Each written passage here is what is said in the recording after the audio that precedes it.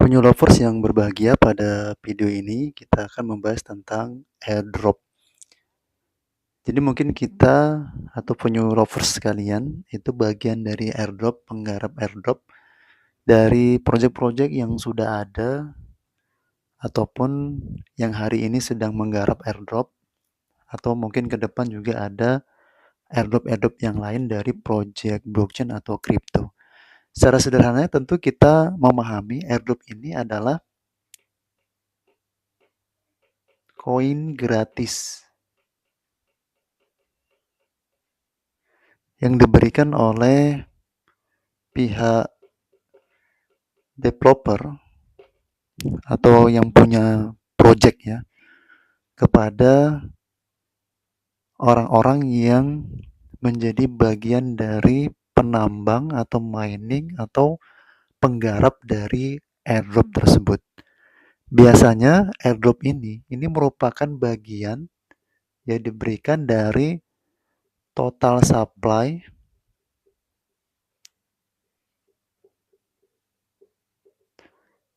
dari sebuah koin atau kripto yang akan dibagikan. Jadi misalnya total supply-nya ada 1 juta,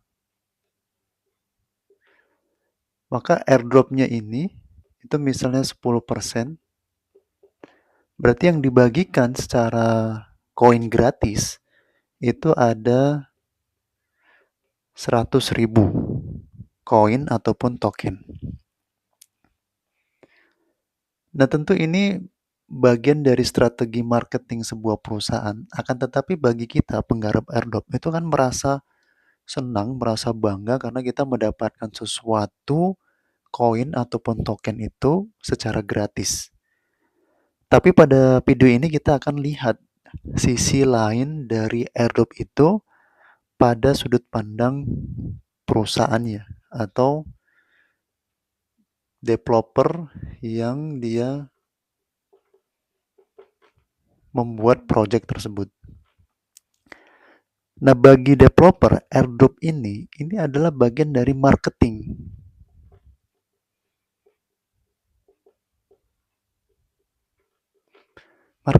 Jadi dia menggunakan miner atau penggarap airdrop itu untuk menjalankan marketingnya. Jadi tentu dia nggak perlu lagi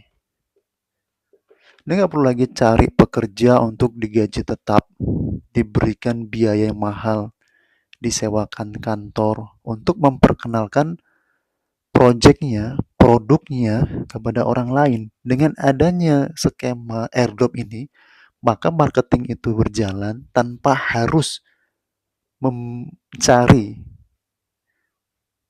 karyawan atau pekerja untuk memperkenalkan produknya. Maka dengan penggarap airdrop tadi itu sudah jalan marketingnya. Mereka mempromosikan produknya, project blockchain-nya atau kriptonya kepada orang lain. Kemudian terciptalah sebuah komunitas.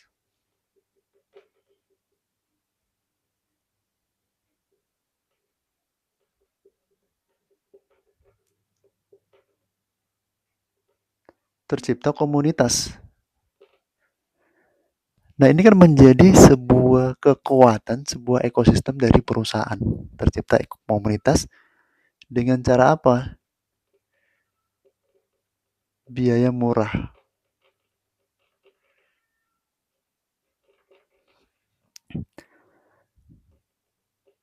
Bahkan tanpa biaya. Karena dia menggunakan airdrop dari total supply yang akan dibuatnya di dalam kriptonya. Bandingkan dengan sebuah perusahaan misalnya dengan biaya promosi itu dari profit hingga 20%, dia harus gaji karyawan, kemudian memperkenalkan produknya. Dengan skema airdrop, maka developer atau perusahaannya itu sudah bisa memperkenalkan produknya, menciptakan sebuah komunitas bagi projectnya dengan biaya yang murah, bahkan tanpa biaya. Kita anggaplah biaya murah karena mereka juga akan membangun sebuah aplikasi misalnya untuk bagaimana cara mendapatkan airdrop. Itu juga biaya, mungkin disitulah biayanya. Nah, penyu lovers sekalian, tentu kita akan lanjut bagaimana kita menggarap airdrop itu sehingga kita mendapatkan profit ya. Nah, ini yang penting karena sering sekali orang sebagai penggemar airdrop, semua project-project blockchain, semua project crypto yang ada airdropnya semua digarap. Apapun itu, dia tidak melihat ini projectnya ini seperti apa, tidak menganalisa misalnya white papernya itu dibaca. Yang penting ada airdrop digarap, ada skema referral, dia gas terus kepada kawan-kawannya, dia mendapatkan sebanyak-banyaknya airdrop, ternyata pada akhirnya sia-sia karena proyeknya tidak jalan. Nah, maka pada kesempatan ini kita akan memberikan tips-tips supaya kita mendapatkan keberuntungan ya. Ini saya sebut keberuntungan karena memang banyak sekali airdrop-airdrop yang tidak juga bisa digarap dengan baik. Jadi bagaimana tipsnya supaya kita beruntung di airdrop dan bisa nggak kita JP di airdrop itu dengan profit yang lumayan lah. Bisa, itu bisa terjadi karena memang banyak sekali pengalaman-pengalaman dan termasuk tim-tim kita juga pernah menggarap airdrop dari perusahaan yang bagus, perusahaan yang besar sehingga JP-nya juga lebih besar. Maka kita akan lihat sih tips suksesnya.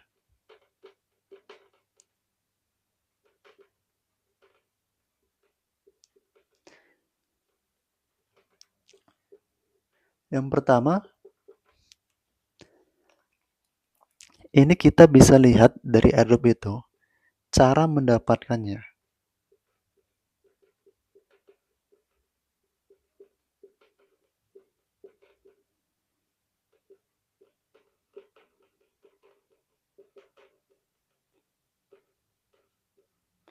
Cara mendapatkan airdrop. Itu bagaimana caranya? Dari cara mendapatkan airdrop, maka kita di situ bisa menganalisa. Ini project besar atau project abal-abal.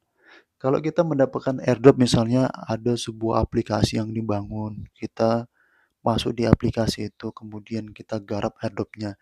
Nah, ini merupakan ciri-ciri dari project airdrop yang lebih bagus ya. Karena perusahaan atau developer itu sudah membangun sebuah kepercayaan kepada penggarap-penggarapnya itu dengan membuat sebuah aplikasi atau website yang itu bisa kita analisa sendiri bahwa cara seperti itu akan meyakinkan penggarapnya. Tidak tidak misalnya penggarap airdrop itu menggunakan Telegram, menggunakan WhatsApp, menggunakan email. Tidak hanya seperti itu, tetapi ada dibangun oleh developer itu sebuah aplikasi atau website dia sendiri di mana para penggemar airdrop itu bisa mendapatkan airdrop itu di sana. Nah, ini yang pertama. Berarti kita tahu ini perusahaan mulai tidak abal-abal. Kemudian yang kedua adalah distribusi. Distribusi dari airdrop. Misalnya ada 10%, ini distribusinya seperti apa? Atau kita lihat ternyata airdropnya itu 50%. Nah, itu bahaya juga, terlalu besar. Yang standar itu 10% atau ke bawah lah. Itu semakin bagus karena semakin kecil airdrop yang dibagikan, maka ketahanan terhadap nilainya ketika nanti diperdagangkan itu lebih kuat. Nah, kita lihat distribusinya seperti apa. Apakah airdrop yang ditambang atau didapatkan tadi itu didistribusikan 100% kepada para penambangnya atau penggarap airdrop atau hanya beberapa persen saja dari total yang didapatkan dari airdrop, yang lainnya itu mungkin dilakukan secara vesting. Misalnya itu seringkali dibuat untuk project-project airdrop pada tahun-tahun inilah, beberapa belakangan tahun ini mereka selalu mempesting dari airdrop yang ada. Tidak langsung 100% dibagikan kepada penggemarnya, kepada penggiat dari airdrop itu. Dia bagikan misalnya 20% terlebih dahulu, sisanya 80% ini di pasting ya. Di pasting itu diberikan misalnya 1 bulan itu sekian persen dalam waktu beberapa tahun. Ini tentu akan memperkuat harga. Nah, kita itu bisa lihat distribusinya seperti apa. Dan dari sini nanti kita bisa tahu apakah hasil yang kita dapatkan itu bernilai profit yang tinggi atau tidak dari sini. Nanti kita tentu ini masing-masing dari project ya, project airdrop itu seperti apa. Kemudian yang ketiga itu tentu adalah di network atau jaringan. Nah, ini maksudnya jaringan kita, karena kan tips sukses. Jadi tips salah satu yang paling kuat adalah di network atau di jaringan untuk menggarap airdrop. Airdrop penyu lovers sekalian. Kenapa? Karena kalau kita main sendiri biasanya di airdrop itu, kita tetap mendapatkan distribusi dari koin ataupun tokennya, tetapi itu tidak seberapa dibandingkan ketika kita punya network yang banyak. Inilah yang akan menjalankan atau yang memberikan hasil airdrop yang lebih besar kepada kita. Jadi jangan ditanyalah orang sukses itu ketika airdrop dia main sendiri itu nggak mungkin. Yakinlah itu tidak mungkin. Orang-orang yang sukses di airdrop itu karena dia punya banyak jaringan. Dia punya banyak network yang dia bangun. Makanya biasa kita lihat di Twitter yang followersnya itu banyak. Itu mereka JP-nya luar biasa di airdrop ini. Kenapa? Karena mereka ini punya jaringan yang banyak. Jadi sebagian besar dari airdrop ini mungkin ini distribusinya 10%, mungkin saja dia 1%-nya. Nah, kalau dia dapat 1% atau bahkan lebih, maka tentu profit dia lebih besar. Nah, di situ dia. Makanya penyu lovers kalian kalau ingin betul-betul sukses, maka perbanyak ini. Perbanyak jaringan. Kemudian yang keempat itu populer.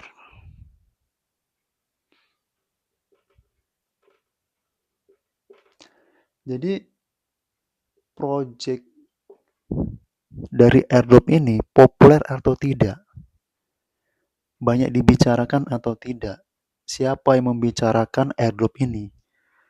Jika sebuah project blockchain-nya bagus, atau kripto atau token lah, project tersebut bagus, maka biasa tentu orang kan cuat-cuat. Orang ngomong juga. Apalagi perusahaan-perusahaan besar ya. Tentu dia akan mengomentari bagaimana project itu.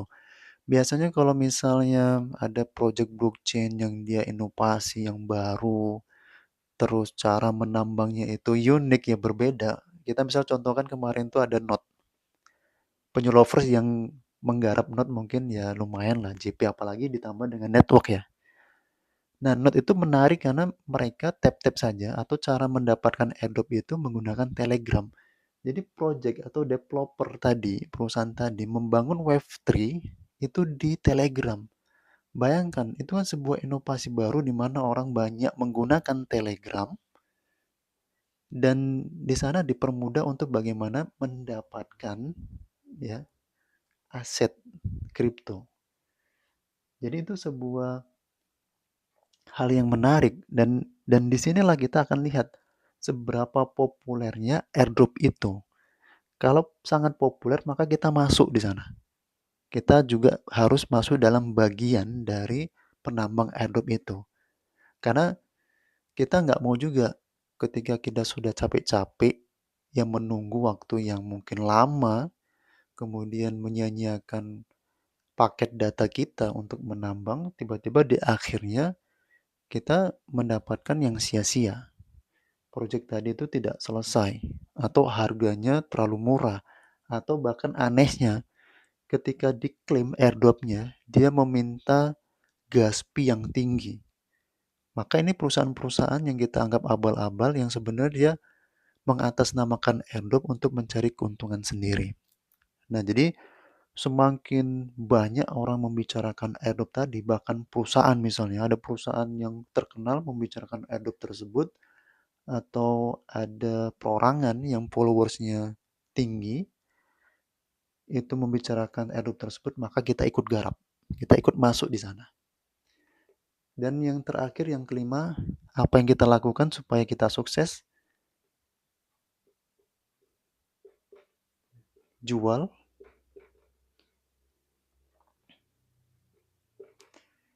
atau sell ya.